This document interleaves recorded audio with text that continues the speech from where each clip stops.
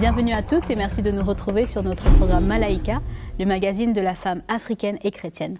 Aujourd'hui, nous allons parler d'une racine que nous avons toutes, qui est ancrée en nous, peut-être même qu'on ne s'en rend pas compte. Vous vous demandez certainement de quoi il s'agit, mais de quoi elle parle? Restez avec nous pour en savoir plus.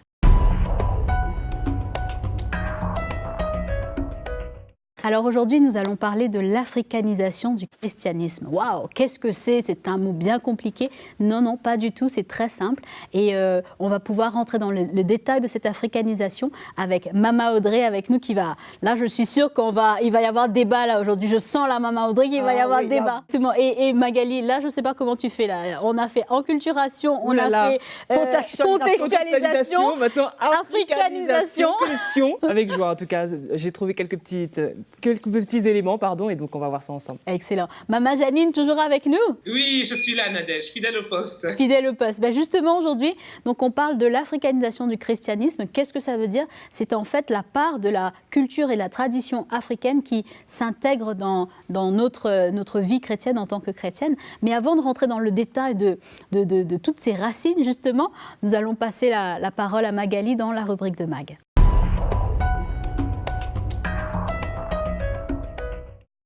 Magali, après enculturation, contextualisation, là on a africanisation. Voilà, tout à fait, toujours les mots en sion. Voilà. Qu'on essaie de définir en tout cas dans cette émission. Alors déjà, il faut donner la définition un petit peu de africanisation, d'africaniser. Exactement, voilà. En fait, c'est donner aux institutions un caractère spécifiquement africain. Donc voilà, tout ce qui a trait un petit peu à la culture, aux traditions africaines qui sont chères aux Africains. Il faut savoir qu'en Afrique, on constate, Mama Audrey, la réalité massive d'une forme de double appartenance. On est d'abord africain, on est fier d'être africain, on est fier de notre culture. Exactement. Et on est fier de tout ce que comporte cette culture en lot de traditions. Et ensuite, on est chrétien. Alors d'ailleurs, c'est pas pour rien que j'ai trouvé ce proverbe congolais qui m'a fait beaucoup rire quand je l'ai lu, qui montre un petit peu justement cette double appartenance entre tradition et chrétienneté. C'est que le matin, l'Africain va à l'église et le soir, il va chez le devin. Ah mon Ça montre Dieu. un peu, voilà, que tout ce qui est... Deux extrêmes. Je suis bénie à l'église et bénie chez le devin. Mais j'ai quand même besoin des conseils du sorcier quand même pour évoluer dans ma vie. Alors, est-il possible d'être africain et chrétien? C'est vraiment la question qu'on peut se poser aujourd'hui tout au long de cette émission. Et puis, je suis sûre qu'on va pouvoir y répondre avec Mama Audrey puis avec Mama Janine. Alors, c'est vrai qu'il y a de nombreux chrétiens africains qui expérimentent dans leur pratique quotidienne de leur foi, de la chrétienté, cette tension entre leur foi en Jésus et les croyances traditionnelles, ce qui est vraiment très fort. On a souvent dit cela dans les émissions de Malaika et c'est le cas. Et cela n'a rien d'étonnant, parce que la majorité des premiers évangélistes, ils ont compris que la culture africaine était importante et qu'ils ne pouvaient pas la dissocier de leur prédication, en fait. Ils se sont rendus compte de cela. Et après, du coup, il y a beaucoup d'Africains, de philosophes africains, mais même aussi des pasteurs qui ont reproché un peu à ces évangélistes de les avoir occidentalisés. Tout à fait. Et du coup, ils ont perdu un petit peu aussi leur identité. Et aujourd'hui, maintenant, les Africains revendiquent un petit peu cette identité. On va en reparler avec Mama Janine, ce nouveau mouvement qui est en train de naître un petit peu partout. Oui. Alors, après plus d'un siècle d'évangélisation, il semble évident qu'on a sous-estimé, en tout cas, la cohérence et la résistance des cultures traditionnelles qui sont encore très importantes. Alors aussi, il faut savoir que dans les églises en Afrique, on aime beaucoup tout ce qui est de l'ordre du miracle, du surnaturel. On en a souvent parlé. C'est vrai qu'en Afrique, ça fait partie de notre culture. Ce monde spirituel, etc. Et il faut savoir qu'il y a un phénomène, je trouvais que c'était bon d'en parler aussi dans cette émission, où les pasteurs, ils font alliance avec le mystique. Oui. Et c'est ce qu'on trouve aussi beaucoup dans les églises où les serviteurs de Dieu, malheureusement, demandent aux mystiques de les aider dans leur façon de diriger l'église pour avoir plus de personnes, etc. Oui. Et du coup, ils se partagent en fait les activités religieuses. Et c'est un phénomène qui est très, très, très courant en Afrique. Je suis sûre que Mama Janine pourra le confirmer, où il y a beaucoup de mystiques qui rentrent dans la direction de l'église et dans les ministères. Alors c'est vrai que donc on constate que l'église se retrouve retrouve en fait avec des dilemmes. Est-ce qu'il faut reconnaître le mariage coutumier ou pas? Est-ce que la dot, on la reconnaît quand on est chrétien et on veut se marier à l'église? Tout à fait. Est-ce que je peux demander à mon pasteur, voilà, je voudrais faire le mariage coutumier? Est-ce que le pasteur peut dire oui, tout le mélange? Voilà, il y a beaucoup de choses qui se posent. Et il y a aussi tout ce qui a trait à la musique. C'est vrai que la musique africaine, quand on voit la musique africaine, c'est très dansant, moi, j'aime beaucoup la musique africaine. Alors c'est vrai que des fois, ça dérape dans d'autres choses, etc. Mais ça fait partie quand même de la culture, parce que les Africains, ils peuvent pas louer le Seigneur sans dans une autre langue, sans leur musique qui leur est propre. Ouais. Donc voilà un petit peu ce que j'ai pu dégager dans Magali, mes recherches. tu lances des sujets là. Je lance des pics pour Là, il va y avoir du débat. Là, débattre ensemble. Je sens qu'il va y avoir du débat. Justement, Maman Janine, quelles sont les racines de ce mouvement, de ce nouveau mouvement qu'on constate maintenant en Afrique? Alors, les racines remontent à la période de la traite des Noirs, si je peux dire ainsi, de la période de la colonisation, en fait. Beaucoup de serviteurs africains aujourd'hui, notamment au Congo, ils estiment que quelque part, cette période a dépouillé l'Africain de son âme et de son identité. Et aujourd'hui, il y a comme une volonté pour eux de revenir à leur africanité tout en étant chrétiens. Et ce que Magali mettait en avant tout à l'heure, la double appartenance, donc on le voit, c'est en permanence, l'Africain, le chrétien, aussi à notre culture, à toutes ces racines, qui ont été un peu, dont ils ont été dépouillés à la base, et la remettre au centre de l'Église. C'est comme ça qu'on trouve aujourd'hui dans les églises, les gens chantent et louent dans leur langue, ils dansent, il y a même des danses folkloriques, donc c'est vrai que parfois on se demande, on peut se poser la question, parfois ça va un peu loin, on peut parfois être un peu heurté, mais il y a quand même ce désir de vouloir revenir à cette racine de l'africanité et de servir le Seigneur, de louer le Seigneur avec sa propre culture. On voit souvent dans les églises, des choses qu'on ne voyait même pas avant. Aujourd'hui, on trouve des tam-tams, des chants africains. Il y a 15 ans, il y a 20 ans, c'était des choses qu'on ne voyait pas. Mais il y a cette volonté de vraiment localiser un peu, africaniser ce mouvement ici en Afrique, dans les églises. L'Africain, si je peux dire d'une manière générale, il veut pouvoir adorer, louer son Dieu dans sa langue, dans son identité, en étant lui-même quelque part. Est-ce qu'il y a une antagonie, enfin en tout cas une opposition entre la culture et la vie chrétienne? Non, je pense qu'il faut comprendre que quand Jésus est mort, il est mort pour l'Africain, pour l'Indien. L'Indien peut revendiquer la même chose. Je crois que Jésus est mort et qu'il nous a libérés de toutes ces choses. Et il n'y a aucune raison, notre identité, mes sœurs, n'est pas dans nos ancêtres, notre identité est en Christ. Mais justement, juste pour pimenter un peu le débat, la culture, quelque part, c'est la façon de s'habiller, la façon de manger, la langue, la musique, l'histoire personnelle du pays. Il y a la culture, c'est vaste. Un certain style de vie. Voilà, c'est une certaine musique aussi à certains moments. Est-ce que ça, c'est, entre guillemets, contraire à la parole de Dieu? Je crois qu'encore une fois, il faut faire très attention à ce que peu importe ce qu'on fait et ce qu'on vit et ce qu'on croit, n'ait aucune connexion, n'ait aucune implication spirituelle et que ce soit en lien avec l'Évangile, en lien avec l'esprit de l'Évangile, en lien avec l'Évangile et avec l'esprit de l'Évangile. C'est pas un esprit de loi, c'est pas un esprit de force, c'est pas un esprit de contrôle, et où le Seigneur nous a libérés. Il nous a libérés à un grand prix. Tout à fait. On est chrétien et ensuite on est africain. Bien sûr. On est chrétien et ensuite on est européen. Et il ne faut pas croire que c'est seulement en Afrique où on voit le maintien de tradition. Je prends en Amérique, qu'ils célèbrent par an, qui n'a rien à voir avec la chrétienté, mais c'est de la culture, des coutumes qu'ils ont... Locales, oui. Voilà. Donc, je crois qu'il faut faire très attention, puisqu'il ne faut pas oublier que Jésus est mort pour nous libérer. Oui, bien sûr. Et qu'aujourd'hui, moi, j'ai été éduquée OK, dans une certaine manière de vivre, mais je ne dois rien à cette manière de vivre-là. Bien sûr. Il y a des choses que mes parents et ma famille font que moi, je ne ferai pas, puisqu'aujourd'hui, je suis chrétienne et je ne m'identifie pas à ces choses. Ben justement, pour rebondir sur ce point, c'est un très très bon point. On a notre invitée Sidonie.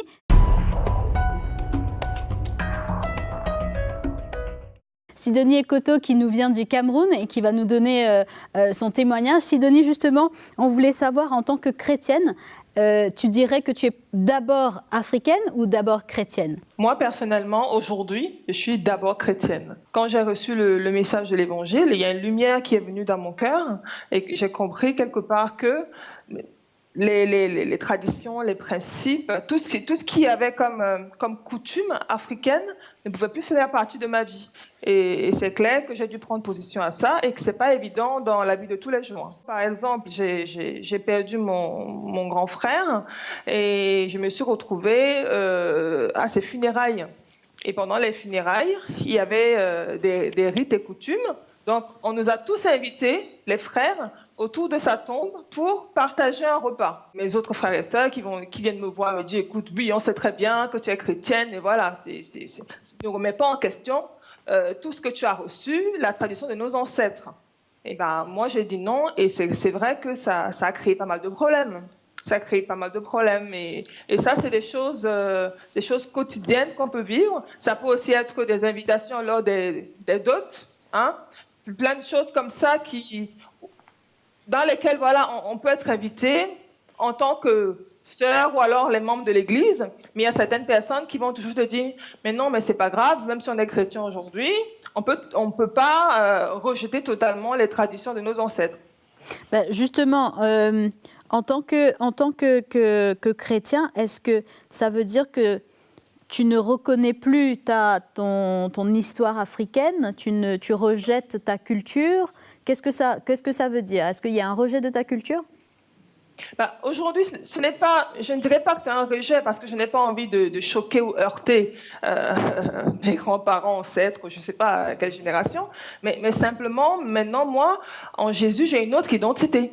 J'ai une autre identité, donc quelque part, ce n'est pas du mépris ou quoi que ce soit, mais je ne peux plus adhérer, c'est quelque chose qui ne fait plus partie de moi. Par exemple, on va me dire, oui, une femme, elle ne s'assoit pas sur un tabouret pendant qu'un homme est là.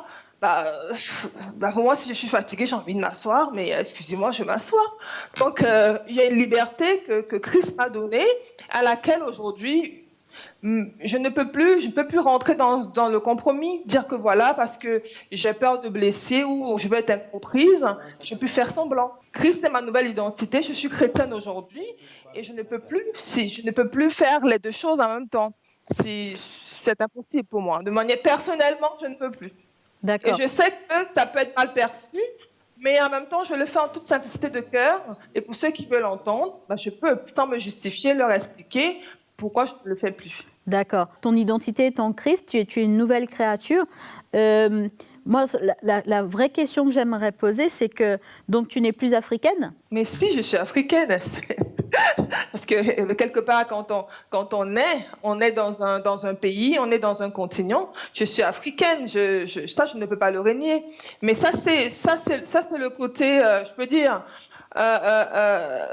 comment dire ça? Je ne peux pas. On me dit oui, Sidonie, tu es de quelle origine? Je dis du Cameroun, je viens de l'Afrique. Mais c'est différent de ce que je suis appelée à vivre au quotidien. Tu vois, c'est comme si au jour d'aujourd'hui, on peut me demander, voilà, mais comme tu es africaine, il faut absolument que tu fasses ça. Ce sont ces choses qui sont imposées, tu vois un peu, parce que tout ce qui est rite et tradition, on n'a pas une liberté de dire non, parce qu'on est né dedans, c'est des choses qu'on nous a dit, tu dois faire ça, tu dois faire ça, et il y a comme une crainte du rejet dedans. Et c'est cette crainte-là qui m'a quittée, qui fait en sorte qu'aujourd'hui, tout ce que je fais dans la liberté. Je peux même aussi être au milieu de ces personnes-là, sans les juger, mais je n'adhère plus forcément à toutes ces choses qui sont imposées. Bien sûr, on peut me retrouver en train de, je ne sais pas, aller dans un village, aller rencontrer un chef de village, lui faire à manger, ça c'est bien sûr. Mais on ne va pas me dire, voilà, en tant que femme, africaine, il faut que tu fasses ci, il faut que tu fasses ça, à tel moment, à telle période.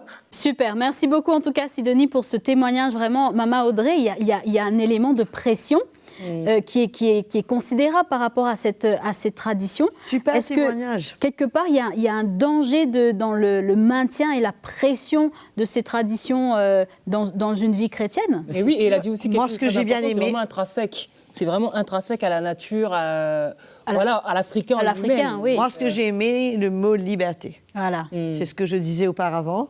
Comment le Seigneur nous a libérés. C'est une grâce d'être libéré, de ne plus être européen, de ne plus être africain, de ne plus avoir à célébrer ceci et cela. Tout à fait. Parce que mon grand-père, ma grand-mère faisaient ça. Ben, Parce que ça peut aller loin aussi, Maman Audrey. Tu nous parlais des dangers, par exemple, avec certaines tribus que tu avais pu voir au Kenya, il me semble. ben oui, mais on a vu dans tous les problèmes qu'il y a eu dans beaucoup de guerres, c'est une question de tribu où la personne, l'Africain, il est avant tout africain. Et ensuite, il est chrétien. C'est-à-dire que s'il faut tuer son frère Qui est d'une autre pour tribu. justifier la cause qu'il est en train de défendre, ah ben, il est prêt à le faire. Bien sûr. Mais le Seigneur n'est pas dedans. On est un en Christ. Bien sûr. On est un en Christ et c'est là, qu'est-ce qui nous divise? C'est bien souvent cette culture qui nous divise. Oui. Mais ça n'empêche pas la maman africaine de s'habiller. D'aimer son foufou, d'aimer son boubou. Ben, je comprends d'aimer sa nourriture, de Voilà. la cuire sur le bois, C'est ça. l'hospitalité africaine, c'est quelque chose. Il y a Exactement. de très bonnes choses dans la culture. Voilà. Mais il faut faire attention que ça ne devienne pas une priorité dans notre vie. C'est ça. On les garde, mais ça ne devient pas une priorité dans Tout à notre vie, fait. puisque nous devons être libres en Jésus, libres de pouvoir même nous habiller différemment si on veut. Exactement. Bah, d'ailleurs, on est sur un plateau totalement africain avec Malaïka. Et moi, je suis bien Et voilà, exactement. On doit être libre, de ne pas être lié par ça. Tout à fait. Si je veux m'habiller aujourd'hui, si je suis une indienne, je veux m'habiller en pagne. c'est Voilà, très bien. exactement. Mais si je veux m'habiller en pantalon, Bah, c'est où est bon le aussi. problème? Voilà, moi je crois qu'il faut être libre et de garder ce que nous voulons qui nous convient. Oui, et mais qui ne gêne pas exactement la vie aussi longtemps spirituelle. on ne va pas contre l'Évangile. Quand on parlait encore, par exemple, des mutilations. Oui, tout à Je ne vais pas faire ces choses quand je sais que ça déplaît au Seigneur. Exactement. Parce que mon grand-père, ma grand-mère, mon ancêtre m'a enseigné. Non, je suis ça. libérée de toutes ces choses maintenant. à Je fait. suis en Christ. Oui. Je suis une nouvelle créature. Justement, Maman Janine, j'aimerais poser la question, c'est peut-être une question qui fâche, mais je vais la poser quand même. Est-ce que ce mouvement d'africanisation du christianisme, c'est une volonté de remplir les églises pour que les gens se sentent comme à la maison, donc je viens à l'église, je suis comme chez moi. Est-ce que c'est un petit peu ça aussi? Oui, c'est ça, c'est attirer les gens, les rassurer qu'on est dans notre culture, on fait les choses à notre façon. Et quelque part, je pense que c'est aussi un manque de lumière. Par rapport à ce qu'elle disait Sidonie tout à l'heure, moi je peux témoigner pour ma propre vie. Quand il y a des deuils ici, par exemple dans la famille, c'est souvent qu'on voit, on demande à la famille à un moment donné de venir danser autour du cercueil. Et bon, c'est des pratiques que moi je fais pas. Et on nous demande aussi, quand on est dans un lieu de deuil, bah, les femmes doivent être assises par terre, les hommes sont sur des chaises. Pareil, ce sont des choses que moi je ne fais pas, parce que en Christ, effectivement, moi je suis libre et j'ai pas. Et souvent je vois, bah, quand on est libre, et cette liberté, quand elle est assumée, bah, je vois personne me demande quoi que ce soit. Mais c'est vrai que je danse pas autour d'un cercueil, je vais pas me mettre par terre parce qu'il faut que toutes les femmes soient par terre. Il y a un manque de lumière et je pense que c'est parce que les gens, ici en Afrique, il y a pas la révélation de l'Évangile. Et aujourd'hui, il y a beaucoup de gens qui connaissent beaucoup de choses, mais qui n'ont pas la révélation de l'Évangile. Et même s'il faut être persécuté dans la dèche. Voilà. Pourquoi pas? C'est une gloire d'être persécuté quand on prend position pour ce qu'on croit et ce qu'on vit. Tout à fait, parce que dans ce que j'entends, en fait, il y a certainement de la peur qui conduit au final à un compromis. Exactement. Parce que comme on disait, il y a certaines traditions qui sont mêlées aussi d'animisme, de croyances ancestrales, croyances aux ancêtres, ce genre de choses, où le chrétien, quelque part, il ne peut pas se mélanger. Je ne suis pas tellement sûre que c'est nécessairement du compromis. Je crois que, comme disait Janine, c'est un manque de lumière. Et dans beaucoup de cas, les chrétiens croient qu'ils doivent et que c'est normal De continuer. qu'ils vivent de la tradition. Il y a aussi la peur des représailles aussi. Bah oui, parce que ça, c'est une réalité, maman Audrey. C'est parce une réalité de la famille. Oui. C'est pas tout le monde, enfin, je sais pas. Tout le monde n'arrive pas encore peut-être à prendre cette position clairement comme justement notre invité et à pouvoir dire bah, écoutez, moi, c'est terminé avec ça, je suis une nouvelle créature. Comme dit Jeannie, le manque de lumière, c'est pas enseigné dans les églises.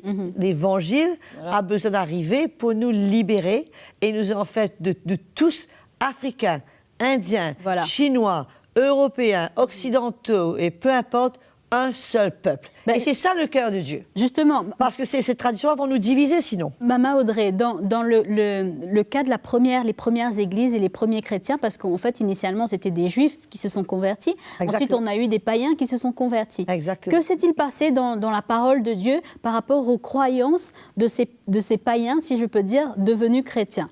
Écoute, je crois qu'en ce qui concerne les juifs, d'une part, nous voyons qu'ils ont abandonné pas mal tout ce qu'ils connaissaient, que ce soit le sabbat, ils fait de la circoncision, toutes ces choses, les chrétiens ne les pratiquaient plus. Et les païens, je me souviens, dans le livre des Actes, où il y a eu ce problème, où il y a eu des juifs qui sont venus, et ils ont voulu inciter les païens chrétiens à être circoncis et à judaïser. Voilà. Ils voulaient les judaïser. Donc, là, c'est africanisé, là, c'est judaïsé. C'est pareil. Et les apôtres ont écrit à ces chrétiens et a fait circuler une lettre dans toutes les églises pour dire on demande à ses frères de ne rien faire. La seule chose qu'on leur demande, c'est d'aider les pauvres, les veuves et d'avoir un cœur pour les malheureux. Exactement. Et c'est ce qui restait. Sinon, quand on est chrétien, je vois un Africain, je vois un Italien, ça ne devrait pas me diviser. L'Italien va aimer les spaghettis, c'est OK. Voilà, c'est ça. Il n'y a pas de problème. Et moi, je vais raffoler de ses pizzas. Exactement. Il va goûter mes rougailles. Voilà, il peut même y avoir un échange au niveau des cultures. Mais il faut, c'est ça la richesse. Voilà. Mais aussi longtemps qu'il n'y ait pas cet élément, comme Sidonie disait, elle ne s'assied pas sur un tabouret. Oui. Il y a bien une raison derrière ça. Tout à fait. C'est pas juste une culture pour dire les femmes ne s'assiedent pas sur un tabouret. Non, il y a quelque chose derrière ça. Voilà. Et c'est ça qu'il faut éviter. Au Cameroun, on dit c'est pas clair. C'est pas simple. On dit le tabouret là, il n'est pas simple. Je suis sûre qu'il y a tas de. Ah oui. Non mais au Cameroun, vous êtes fière d'être africaine. Bah oui. Vous êtes fière d'être africaine. Tout à fait. Il n'y a aucun problème. Et vous avez de bonnes raisons de l'être. Tout à fait. Mais il faut faire attention de ne pas oublier que vous êtes avant tout une chrétienne. Bien comme sûr. Le Seigneur a dit dans l'Épître, je crois, des Romains, il a dit, ou des Corinthiens, il a dit vous avez été rachetés à un grand prix. Ne devenez pas esclaves des hommes. Tout à fait. N'essayez pas de faire plaisir aux hommes, à votre grand-mère, à votre grand-père, à la pression, aux gens. Vous avez été rachetés à un grand prix. Ne devenez pas esclaves des hommes. Donc on a une nouvelle identité. Amen. Et cette nouvelle identité, c'est l'identité chrétienne. Mais on est des chrétiens. C'est un peuple. On n'est pas une religion. Voilà. Ça, je pense que c'est très important. On est un peuple. C'est pas une religion avec des rituels, avec non, on n'est pas une coutumes, religion. des traditions. On est un peuple, on a notre style de vie, on a notre foi. Et c'est ça qui nous fait vivre la victoire, une vie de pureté, de sainteté, une vie qui plaît au Seigneur. C'est parce que nous sommes chrétiens. Mes traditions ne vont rien emmener dans mon service pour le Seigneur. Justement, au niveau des traditions, est-ce qu'il peut y avoir un danger réel ?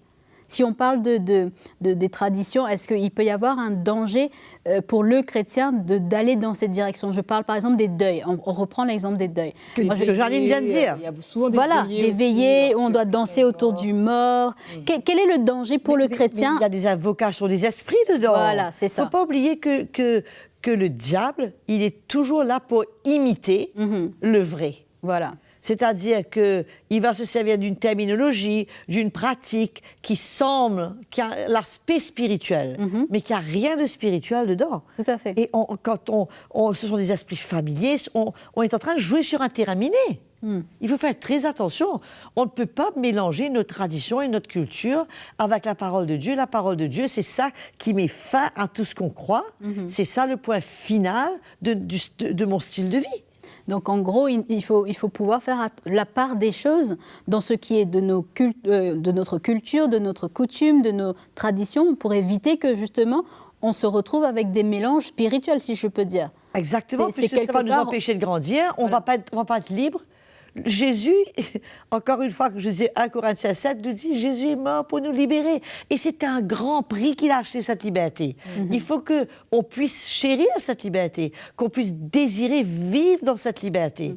Mais Mama Audrey, ça veut dire que quelque part, pour être clair, parce que bien sûr, Mama Audrey, africaine de cœur, mais blanche de peau, donc ça c'est pour nos téléspectatrices qui regardent. Pareil pour moi. Voilà, c'est ça. Mais ce que je veux dire, c'est qu'on n'est pas en opposition, si je peux dire, d'une culture européenne occidentale avec une culture africaine. Là. Mais non, ce n'est certainement pas imposer une culture sur une autre ou un échange de culture. Voilà. Non, on devient chrétien, on devient la nation, la famille de Dieu, et nous sommes régis par les mêmes principes, par la même idéologie, par la même foi, par la même vision, par le même cœur. Tout à fait, tout à fait. Mama Audrey, je suis sûre qu'on aurait pu encore développer longuement sur le sujet, parce que là, vraiment, c'est un sujet à controverse, mais on va devoir passer au mot de la fin.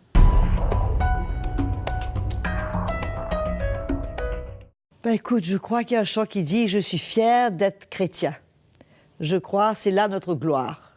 C'est d'appartenir à la famille de Dieu, d'être un enfant de Dieu, d'être avant tout un chrétien. Et c'est là notre identité, Nadège, Magali. Moi, je ne suis pas plus blanche que toi, ou toi plus noire que moi, ça n'a rien à voir. Dans notre cœur a été circoncis. Dieu a enlevé ce cœur de pierre, il a donné un cœur de chair, il nous a transformés et nous marchons tous les jours de plus en plus à l'image de Christ. Et ce n'est ni ta culture, ni ma culture, ni celle de quiconque qui va nous emmener à ressembler plus à Jésus. Mais c'est l'Évangile pour lequel le Seigneur est mort pour chacun de nous. Exactement. Merci Mama Audrey en tout cas pour ces paroles d'encouragement. Merci à Sidonie, merci Mama Janine pour ces partages.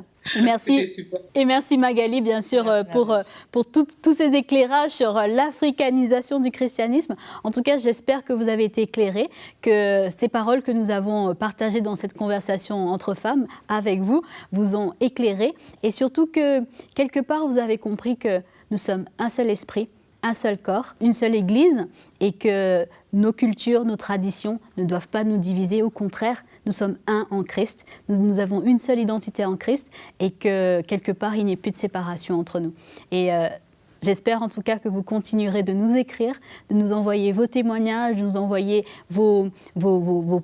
peut-être ce qui vous a touché, ce qui vous a confronté aussi, et les prochains sujets que vous auriez aimé qu'on développe, n'hésitez pas à nous les partager sur la page Facebook ou sur YouTube. Et d'ici là, je vous dis à très très bientôt.